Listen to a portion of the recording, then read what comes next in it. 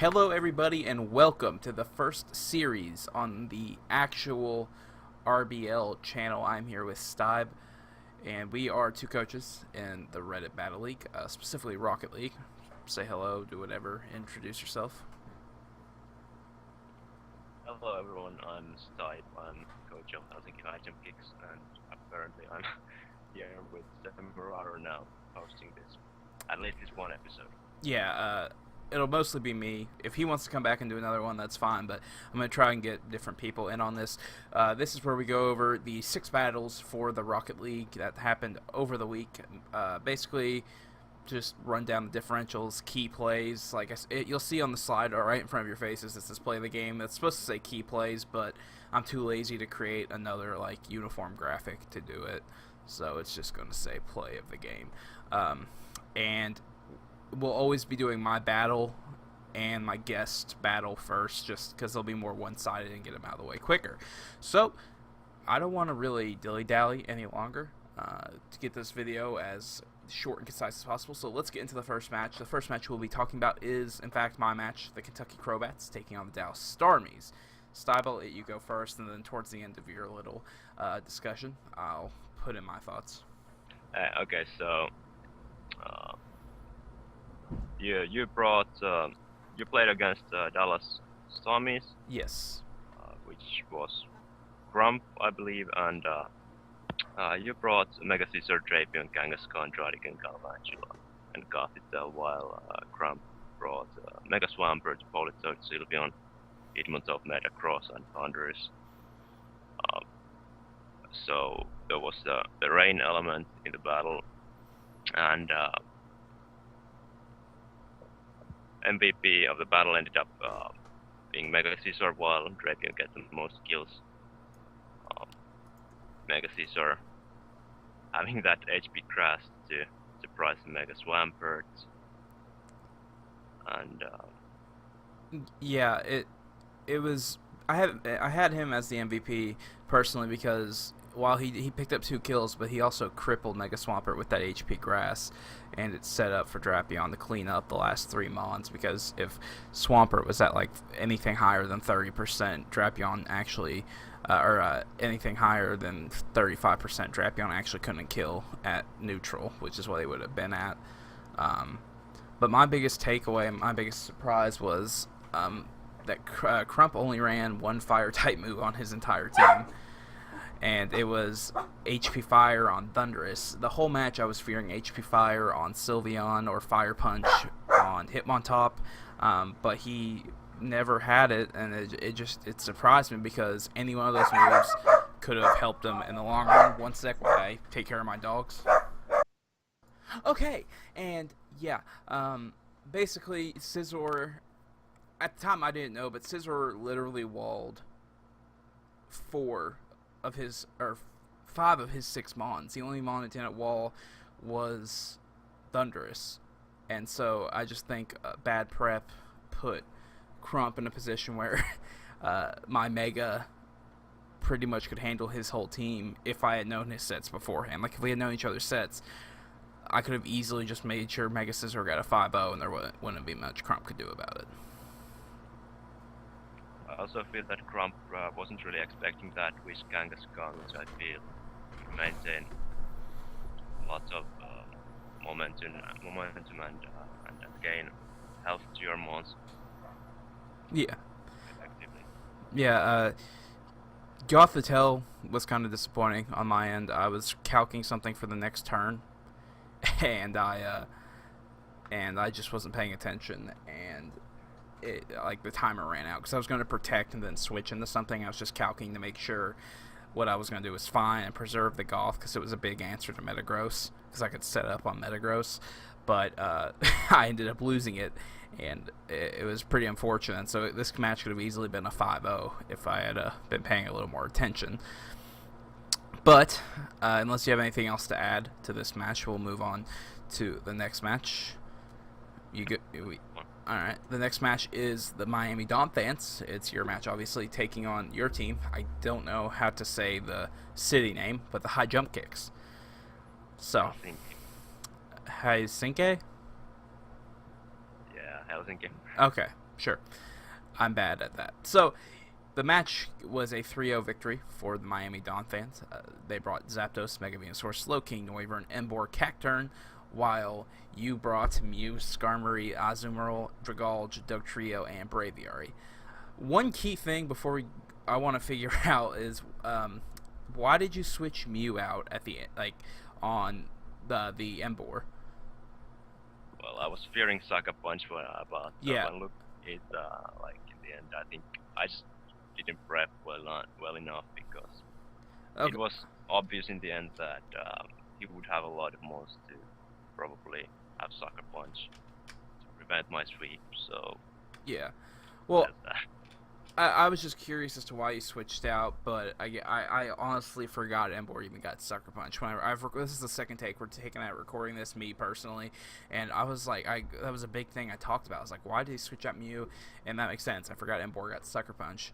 But And my thought process also there was that if he tries to predict Sucker Punch and set up more, he could go for Flare Blitz, which would KO my Mew. Yeah. From full, so yeah, I just figured you would have clicked a Psychic type attack and started the process of denting his team. But on that same play, you switched out and switched into Azumarill, and he actually clicked Wild Charge, which I thought was a good play in its own right because it crippled your Azumarill, so that it really was out of the match from that point. However, while the Dolphins won and Zapdos I feel like was the MVP, it kept pivoting on you. It got a lucky crit. It might have killed Braviary anyway. Even if it didn't, it would have crippled it. But it killed them on. It kept the pivoting up and kept you on your toes. But the play of the game for me, besides the Wild Charge onto the Azumarill, predicting that would be you using Memento Dugtrio to get your Mew set up nicely. Memento Dugtrio is not this crazy, unheard of thing, but it was a nice play to set up your sweep. And just, over predicting cost you that, which happens to everybody, but it was a nice setup, and that was the play I enjoyed most. The Mega Venusaur kills were pretty much picking off what was weakened. Slowking did a nice job against your Dragalge, but you did a good job using the trio to revenge kill things as well. So, is there anything specific you wanted to mention or talk about? overall this matchup is it's kind of a rivalry. I've played my SFJ twice in another league, and this is our third matchup. So we have just some very tight battles in the past. Yeah. And I was very happy to play him in the first week, and I think I got definitely a match worth of that rivalry. Yeah, and this match was closer than a 3-0. I think SFJ played it very nicely at the beginning, and you had trouble getting around that Slowking and that Zapdos, but you kind of pulled it closer, and then you definitely almost had it with the Mew setup, but he was able to predict nicely and clean up late game. So, like I said, it was a good battle. I enjoyed it very much. It was closer than the 3-0 would let on, and we'll have to see if you can rebound next week, and if the SFJ can continue its winning ways. On to match 3. We have the Atlanta Bronzongs playing the San Diego Charizards. The Charizards will come out with a 3-0 victory. Their team is Melodic, Claydol, Megazam, Bisharp, Terrakion, Rotom Cut. And the Bronzongs brought Mega Altaria, Gliscor, Crawdaunt, Hariyama, Porygon 2, and Bronzong. Now, there are several key plays here, and I picked on it a lot when I did my solo thing, and I want to get your thoughts on it. But first off, I had the MVP as Megazam because Megazam, it got exact same reasoning for Scizor. It got 2 kills, but it crippled things so that Bisharp was able to get the late game sweep. So I think Megazam was overall the most important mon used, but Bisharp obviously had the numbers, the flashy numbers. But the plays of the game, for the winning side, it was definitely, in my opinion, Melodic crippling that Crawdaunt. Crawdaunt was a huge problem for the Charizards. It hit everything impossibly hard except for Melodic and except for Rotom C, but knockoff still, even then, would hit hard. I don't agree with the Bronzong's trying to set up the Swords Dance that early because of Rotom C. But anyway, I don't know what hidden power he had, but he used a super effective hidden power plus Toxic to cripple the Crawdon at the cost of his Melodic. But once Crawdon was gone, Melodic really didn't do a whole lot, so it was a nice trade.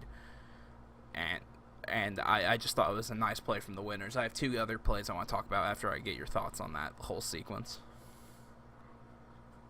Yeah, well, first of all, Dork had a lot of offense, which I don't think Bronzong's could really match.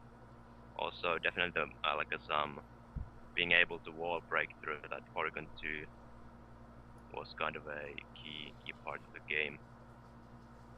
Also, I would like to say a couple of pretty hilarious events in this battle as first Atlanta Bronzons tried to set up Tailwind, failing to outspeed on the Tailwind, and later on the match, Dork set up Trick Room and failed to outspeed with Claydol in that Trick Room. Yeah, that was rough, and that just comes down to prep. I was surprised that Crawdon didn't outspeed Melodic in the Tailwind, because Melodic isn't slow, but it's not fast either. So I feel like there might have been, unless he had Crawdon at negative speed for the Trick Room as well.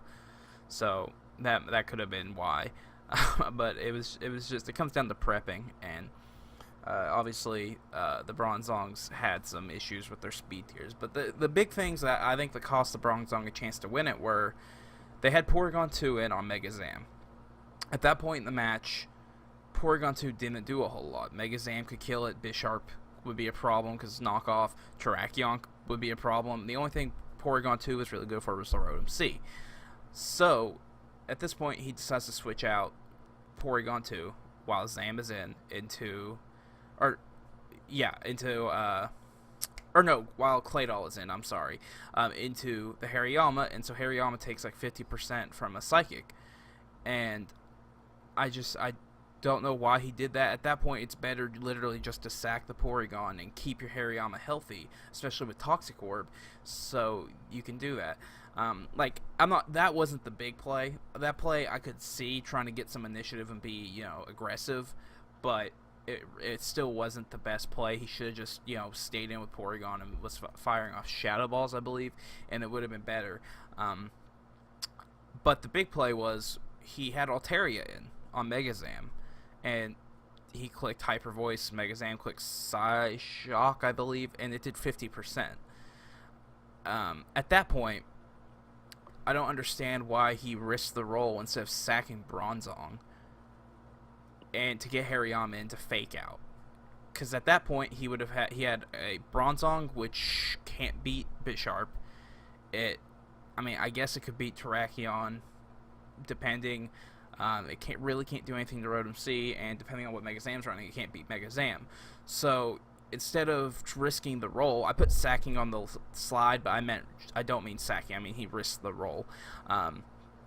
Instead of sacking Altaria, why not just sack Bronzong, get Hariyama, and fake out? You achieve the same thing. You keep Altaria healthy, and you have a better chance to win. You still don't have like this amazing chance to win because Bisharp still is a problem, but it's easily the smarter play in my mind. And keeping Altaria and Hariyama healthy versus Bronzong would have been much more effective. Yeah, I definitely agree. I don't know how well Bronzong could have been able to take on the Mega Alakazam. Yeah, I didn't see Bronzong's work to keep around and to let your Mega Altaria go down. Bisharp is always going to be a problem. If you outsped it with Altaria, then you could win. It came down to if Altaria, which I think Altaria does outspeed it. I don't know Bisharp's base speed, but if Altaria outspeeds Bisharp and it's not sashed or what, again, I don't remember the items and stuff. You could kill it with EQ Fire Blast, and then the combination of Altaria and Hariyama beats Terrakion, I'm sure. Altaria beats Rotom C, and it comes down to if your two mons can beat Mega Zam. And instead, he risked the roll to get rid of Mega Zam, and obviously the roll didn't go in his favor, so he lost his Altaria, brought in Hariyama to fake out, and he killed the Mega Zam, but Bisharp could come in and finish it off. So the Charizards got a 3-0 victory in this match, and it was solid. But I think Atlanta made a couple mistakes that they couldn't really come back from. Match 4, unless you have anything else to add for that, I'm sorry. Yeah, let's move on. Okay, match 4, we had my former assistant coach from last season, Vade Wilkes Booth, and the New York Kecleons, I almost said Kentucky Crowbats, and his opponent, Albury, the Pittsburgh Steelers, facing off, and the New York Kecleons came away with a 4-0 victory. And there's really only one word to describe this match, and that's Miltank. Yeah, you said it. Yeah. Like, Steelers did not have much to really break through that Miltank, even though they had QMB, which is a great ball breaker and name, but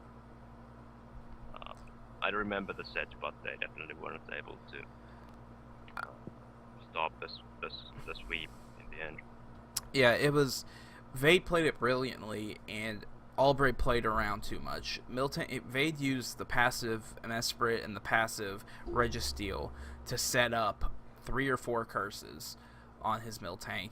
And by the time that Albury was like, oh shoot, I really do need to go into Infernape now, Vade was already good to go with Miltank, and he was just able to finish off Albury. Vade said the only offensive moves he clicked this match were Body Slam on Miltank and Flamethrower on Electros, which is crazy. Garchomp picked up a kill via Rough Skin, and Miltank picked up 4 kills, and Scolipede died the Life Orb as Vade made some nice switches to keep the differential 4-0 towards the end of the match, just whittling down Scolipede via Life Orb. My play of the game was just the set Vade brought. It was it's not anything crazy. It was Heal Bell, it was Milk Drink, it was Curse, and it was Body Slam. But that set with Scrappy Miltank, which is what he brought, beat. Once it got to +6/+6, there was nothing that Albury could do unless maybe he was Focus Sash, Adamant, 252, Close Combat, Infernape, and even then, I doubt that does it. So, like, just if he got status, Heal Bell. If he got low, Milk Drink. Just the set was beautiful, and it was beautifully executed. Another thing I want to give Vade a shout out on is just his team chemistry. He brought Shedskin, Scrafty with Rest. He brought Garchomp with Rest. He brought Miltank with Heal Bell. So 3 bulky Mons that normally wouldn't have reliable recovery. He's able to use in Cohesion to give them reliable recovery. Use Rest and Garchomp, switch out in the Miltank, hit Heal Bell. Garchomp's awake and fully healthy. I believe Jirachi also had Wish. I can't remember exactly. I think Jirachi had Wish, and that was also another good way to keep Garchomp and Scrafty and even Electros healthy without access to reliable recovery on those Mons. Yeah, I would say that overall Vade had more solid of a plan, and he was able to execute it better than Albury. Yeah, I like I said, I'm surprised. Albury had an amazing season last season. Was a great battler, and I'm just surprised he played around the Miltank when it started setting up a curse. He used Registeel and Mesprit. At one point he sacked Mesprit. Was firing ice beams to get damage, but they just used, like, I believe his Mesprit was knockoff Ice Beam, U-turn, Stealth Rock. I don't know. Registeel was Thunder Wave. I can't remember his Registeel set. It obviously did nothing to Miltank, and he was just able to use the more passive Mons to set up to a point where not even Infernape or Kieran B's destructive power could break through the team. So that play of the game is obviously Miltank going for a 4-0 run, taking out Infernape, Kieran B, Blastoise, and Mesprit. And that's really, it wasn't a highly intricate battle. It was just Vade setting up and punching a hole in his team that Albury couldn't recover from. So, on to match number 5. We have my cousin, Adamant Espion, coach of the Houston Tonnos, taking on the league founder, TJG, head coach of the San Francisco Giraffe Freaks. And this is my favorite play of the game of the week. The set that TJG brought on Nino Queen was nuts. It was like five of the five of the six stats had EV investment. Nidoqueen packed the Payapa berry, and he was able to just eat a Mega Gardevoir Psyshock. It did 20% to Nidoqueen, and Oko with Poison Jab. And this opened the door for him to clean up, picking up KOs on Hawlucha, who failed to pick up a KO on Nidoqueen thanks to the defensive investment with Acrobatics. It took out Magnezone, and I believe it took out, I want to say Vaporeon. Nidoqueen was able to drop those Mons and get the 4-0 for it, tying it with Miltank for the lead in the kills for the week. I want to give a shout out to Brady though for his Vaporeon. It had HP Grass, but he was too aggressive about it. If he hit it a little more in the battle video, TJG said that the only reason why he would switch Vaporeon to Seismitoad is if it had HP Grass. I disagree. If Vaporeon had Toxic, it beat Seismitoad. Seismitoad, they both have Water Absorb, and Earth Power is not going to do much to especially defensive Vaporeon. So if he played it a little more conservatively, I think he could have got rid of Seismitoad earlier. I didn't love that I told him after the match he could have still won if he had wished into Hydreigon. He had a chance in the match. I believe it was while Gourgeist was in and just shadow sneaking everything. He had a chance to wish, get set up, and get into Hydreigon, get Hydreigon healthy, which would have been huge. And he didn't. I think he opted to wish into Gardevoir, which was fine as well. But I think Hydreigon was more of a win con there, especially with the Scarf. Another thing was I think he went for the Hawlucha setup too early, and that put him in a hole because there was too many things still at that point that stopped Hawlucha. Yeah, I absolutely agree with that Hawlucha. I believe Klefki was still in pretty good shape when he tried to set it up. Yeah, Klefki yeah. was what stopped the sweep, I believe. Yeah, also Klefki having the screens was huge because Brady really didn't have a good way to get through the screens, and also it was impressive to see Nidoqueen check Mega Gardevoir, definitely. Yeah, and it was so frustrating because Hawlucha literally beat everything if it was set up, except for Nidoqueen and Klefki. Obviously, we saw it body Seismitoad with the Acrobatics. It obviously is going to body the Gourgeist with Acrobatics. It's obviously going to body Mega Gallade with Acrobatics, and High Jump Kick is an easy hit on Porygon Z. Unfortunately, he went for it early, wasted the Unburden boost, and at that point, I think he should have just sacked it and clicked High Jump Kick. He did have a Heal Bell on Vaporeon, which it kept Hawlucha alive, but at that point, Mega Gallade, I think, outspeeds it. I'm not 100% sure, don't quote me on that. Porygon Z definitely outspeeds it, and it's just a lot less viable, and you could have had a chance to kill the Klefki if you stayed in. So it was a closer match, I feel like, than the scoreboard shows, but Brady made some mistakes that made it really, it just dug a hole. He switched Hydreigon in too much when it was such an important Mon.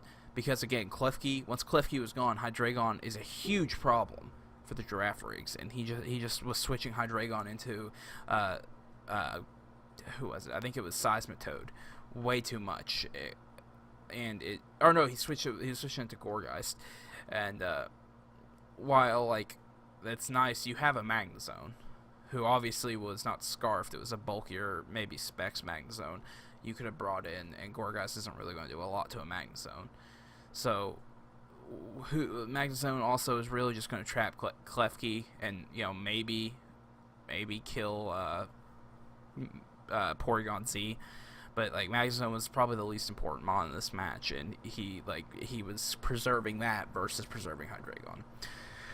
Especially when DJ prepared for the Magnezone by having Shed Shell on the Klefki. Yes, yeah, that was I forgot to mention that Klefki was perfectly set up to cause mayhem, and that's exactly what it did. Match number 6 is the final match that got done this week, and It was probably the best match of the week as far as closeness. It was Survive 9 in the Colorado Avalugs and G-Mars, aka Grant, in the Minneapolis Mammoth Swines in the first Blondito Bowl of the season.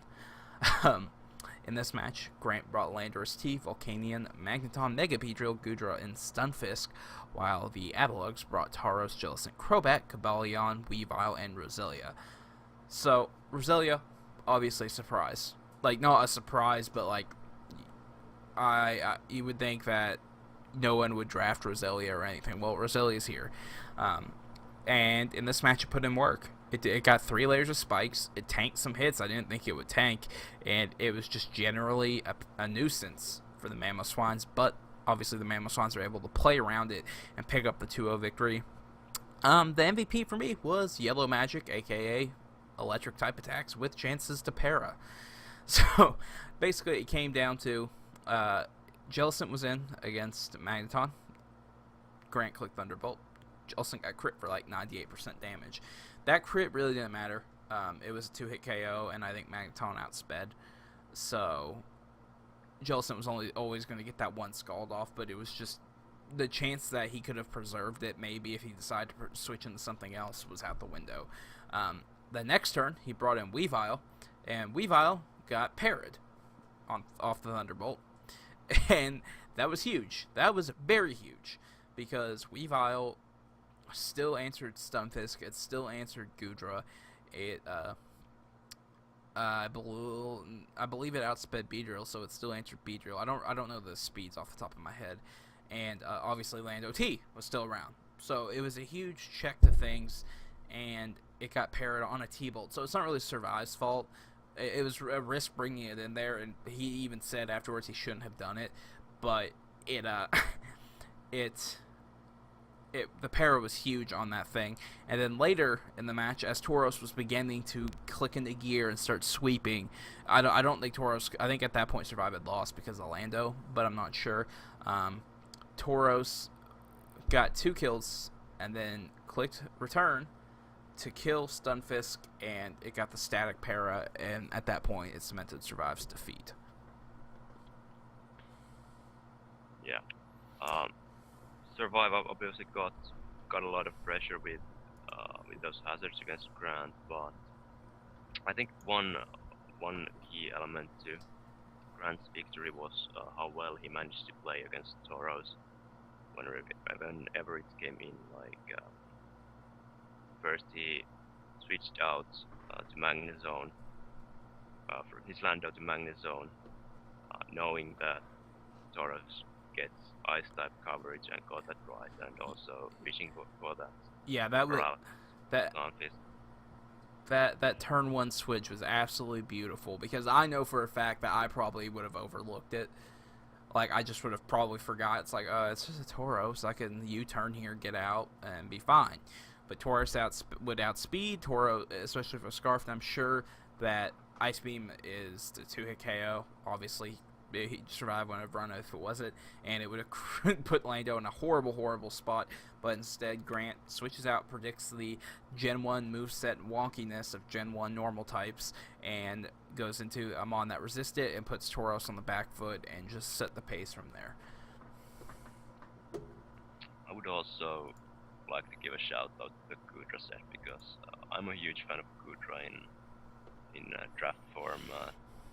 I've used it in a team with Excadrill and Clefable, and Goodra ended up being my MVP, so I was very glad to see it being used creatively, because it has a lot of potential. Yeah, I really like the set too. The hydration, hydration, rest, outrage, and curse.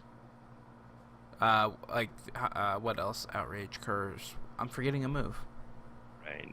Rain Dance, there we go.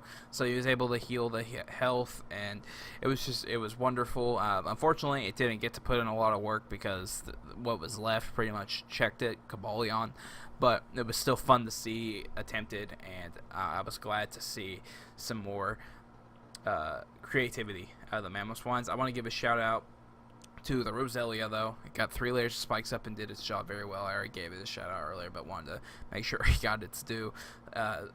Survive said it was going to do work, and it did. It didn't get a kill, obviously, but it put pressure on the other team, and getting rocks up also made sure that Grant's Mons were taking a lot of damage, but in the end, Grant was able to overcome it. So, all right, 2 questions to end the video. What was your favorite match of the week? I would say it was this last one. Okay. Windsor and Grant. I would have to, for as far as competitiveness and stuff, I agree.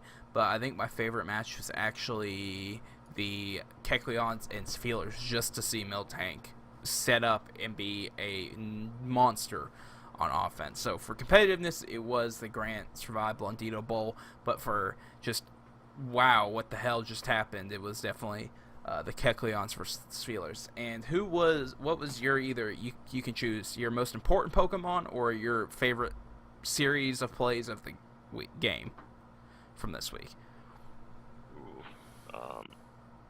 I mean, definitely the Nidoqueen one. It was so impressive to see Nidoqueen check Mega Gardevoir. Alright, and I'm not going to have like a reigning play of the week because I'm going to leave that to Grant, who's said he was going to do a play of the week video. But I agree. I think the best play of this week was, in fact, the Payapa Berry, Nidoqueen able to OHKO Gardevoir and just put Brady in a horrible spot, and Nidoqueen able to pick up 4 kills thanks to that. And and Nidoqueen is also the Mon I would pick for most valuable Mon because it was just, its set was so beautifully done. It was done, everything in that set was done for a specific reason, and it worked out beautifully. Anything else you want to add, Stibe? I don't think of anything. So. Alright, well, that's it for Week 1 Rocket League Weekly Review. I hope you guys enjoyed it. Please leave a like. You can check me out at Samurai Gaming. You can check Stibe out at, oh my god, I had your YouTube channel memorized and I forgot it. Say it. Sturdy Stibe Brava. Sturdy Stibe Brava. And I will see you next time. Stibe might, maybe not. Maybe it'll be someone different. So, check it out when it comes up. That's an awful outro. I'll keep going, and bye.